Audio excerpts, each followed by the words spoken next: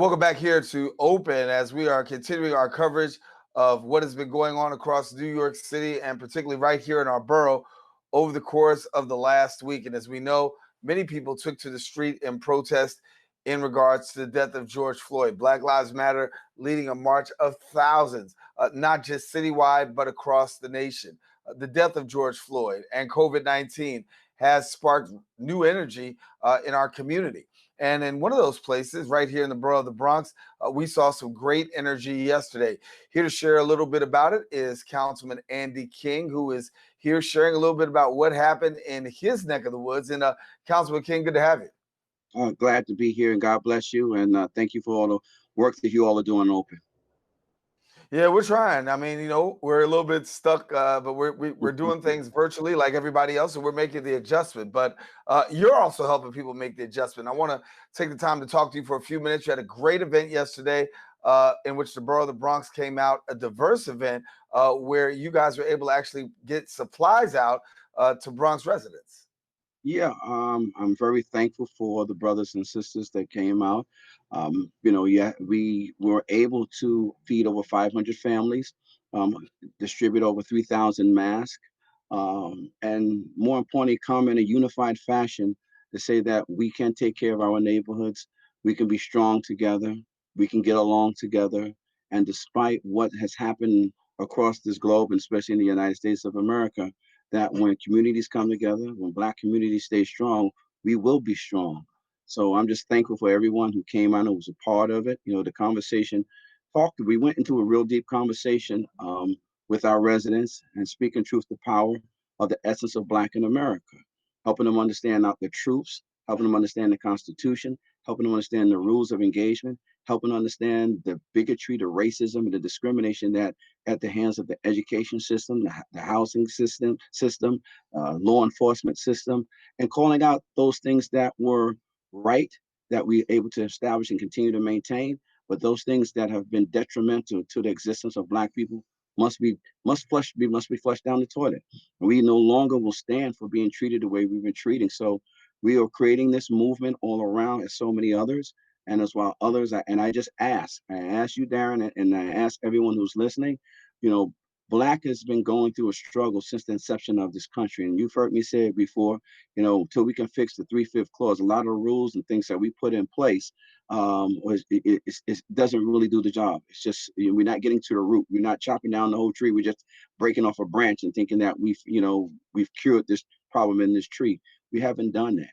And while Right. COVID is, yeah, so, Yeah. while COVID has brought us together, um, and it's brought some people together that may not understand the experience of being Black in America, but they're experiencing it because as a wealthy white person, you may not be able to drive that car around, or if you lost your job, you not be able to pay your rent, or the food shopping that you do is down to a minimum. Your kids are home with you now. You're dealing with your kids every day, like we have to deal with our kids every day. So I say to those who are out on a different fight, welcome to being a Black in America. But when things get to some sense of normalcy or the change is the change, I ask us all still to stay together to making sure that everyone is treated equally in the United States of America. Yeah. Talk to us about a great mask distribution. A lot of people were able to receive masks today, as well as these supplies.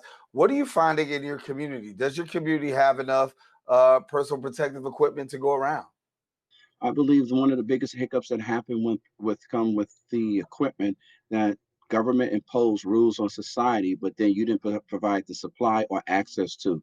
So you put everybody in a frenzy, in a state of mind that chaos ensued. So as equipment is being delivered right now, and we know our essential workers have been taken care of. My district specifically, what I do is, I take my equipment as I move around the community, and if I see brothers and sisters congregating outside and they don't have it, say, here you go. And they say thank you, because even though we told them you need to wear a mask, it's not like you couldn't just roll into Rite Aid and go buy a mask. You couldn't go into the deli, the bodega, and buy a mask. So where were we supposed to get masks in our community when you tell them you got to wear a mask? So it was an unfair and unrealistic imposition that they imposed on the people. So what I do yesterday was a great event where we gave out over 3,000 masks to community residents who wanted, and we made sure that everyone who came out, we took care of their whole household, not just the individual who showed up online. If you have 5 people in your household, hey, his 5 masks. Matter of fact, his 10 masks, because one might get dirty, you got to wash it, one might get flawed. So you can't even have people wearing one mask, for 7 days. So we got to do better in getting equipment out. And my office and I, we're going to do our part to make sure that residents in the 12th district and beyond, because we're all in this together. Yeah, and so looking at your district right now, looking at what's going on, I mean, we had a lot of mass protests. Then we also had complaints about arrests. What can you tell me about police-community relations in your area, given the fact of what we're seeing going around the nation and really across New York City right now?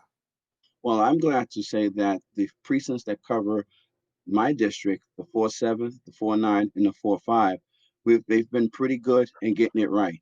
If you go back 15 years ago, 10 years ago, we might have had some hiccups. Under the leadership of Commanding Officer Rule Stevenson, who's now the deputy chief, and now Commanding Officer Eric Hernandez, the 4-7 precinct gets it right. And I appreciate the partnership I've had with them over the last 15 to 20 years. The 4-5 precinct that covers Co-op City, Captain Frazier, wonderful man, and they get it right too, and they respond respectfully. So I'm happy with the precincts, and the 4-9 precinct, which handles Eastchester houses and our private houses over there. They are very respectful. They do their job very well. So when it comes to police and community relationships, I always say, when things go wrong and after you call on Jesus, you dial 911. So I don't want people to get confused about the relationship with NYPD. But what we did call out at our gathering yesterday was that not everyone is fit to be a police officer. And if that is the case, if a police officer makes a mistake, if they can't get it right, I said they got to be gone by night. They don't have the luxury of being on probation for 90 days. And at the 90 days, you kill somebody, mess somebody up, break up a family, because you cannot train people to not to be a bigot. You cannot train people not to be a racist. You cannot train people not to hate. If that's in someone's heart for a different ethnic person other than themselves, then this job is not for you. We need people who understand that human beings come in all different colors and shades and have different beliefs and strengths.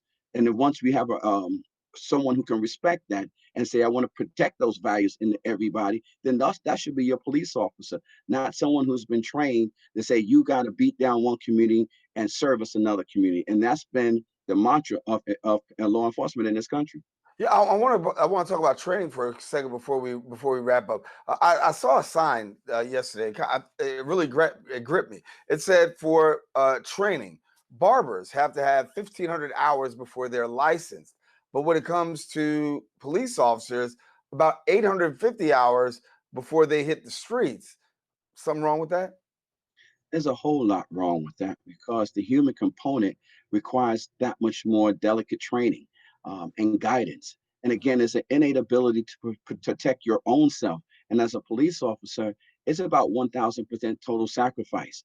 But if you've been trained through your upbringing that there's a certain set of people out there that are vicious, angry, mad, disrespectful, animals, thugs, and you attach all these labels to a black, and I call it for the black community. Well, if I'm a white officer from Schenectady or for any other part, and I'm coming into Brooklyn or the Bronx, I'm getting ready to walk into a world of hell. So my thing is, I go on the defensive and I roll around, until someone tries to treat me. And even when people treat you nice, if you're still frightened and scared, or you have your own racial makeup or bigotry inside of you because your great grandfather, your grandfather thought with hatred in their heart, you bring that to the job.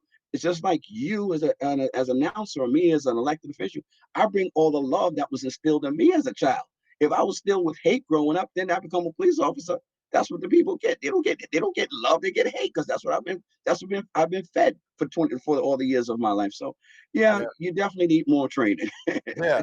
All right. Well, we got to leave it there, Councilman Andy King. Thank you for sharing with us. Congratulations on that great event yesterday, and certainly continue to stay safe and stay encouraged in this season. Councilman Andy King, thank you so much for joining us here on Open.